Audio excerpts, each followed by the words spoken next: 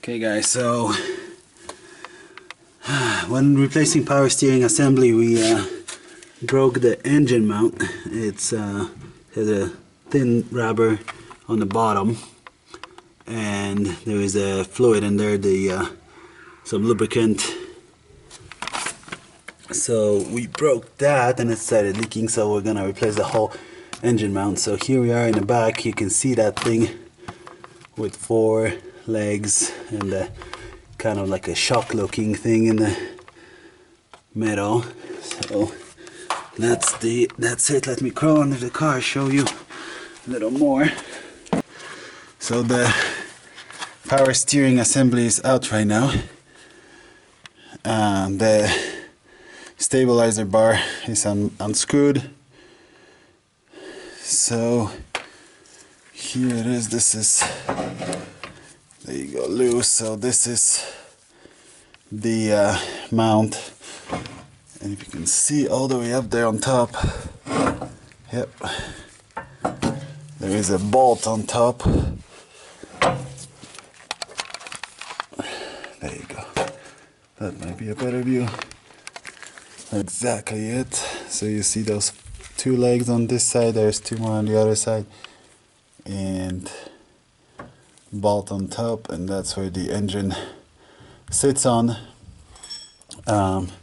So this is loosened up, unscrewed fully, so hopefully we can get that mount out and get it through this way here under the car, through this hole. The engine, I'm just gonna support it a little bit. Have to raise it like half an inch, so just using a jack in the block, wooden block. And here is a view from the top on this thing. The airbox is out, as you can tell. Here it is. So right there,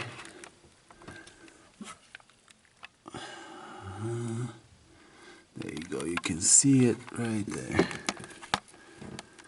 Yep, that's the top of it with that big bolt. So we were trying to get it out, lift the engine, but obviously this bolt is like 2 inches high, 2.5 or so. There's no way you can lift the engine that high. So I just ordered new mount for the engine, the whole thing, and figure out that this thing actually unscrews. So here's how this thing actually looks like.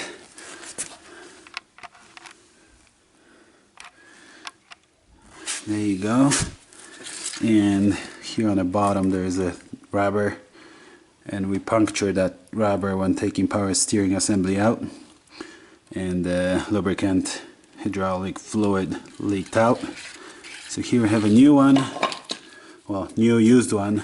It's from 2017 Infiniti, and I just tried loosening that bolt with locking pliers and was able to do that. So this actually comes out, so we have to take this out, take it out on the other part, which was gonna be really hard because there's no way to grab it. So there's no grip on this, no socket or anything like that. So just locking pliers on the top, and I counterclockwise unscrew that thing out and then slide it out, slide new one in, put the bolt through the hoop on the engine and screw it in, and then screw the bottom